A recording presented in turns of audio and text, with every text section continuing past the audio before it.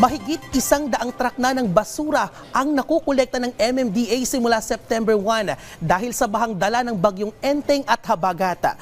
Ayon sa MMDA Flood Control and Sewerage Management Office, bukod sa truck na basura, nasa 45 cubic meters din ang naiahon nila mula sa Dolomite Beach.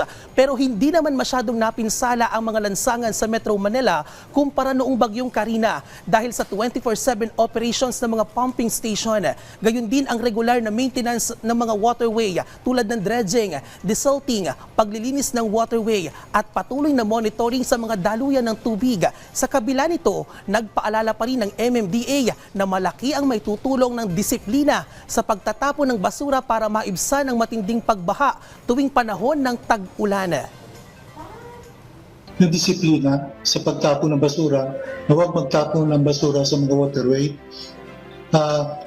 At saka sa pag-segregate ng basura para mabawasan yung basura na itatapon natin sa landfill.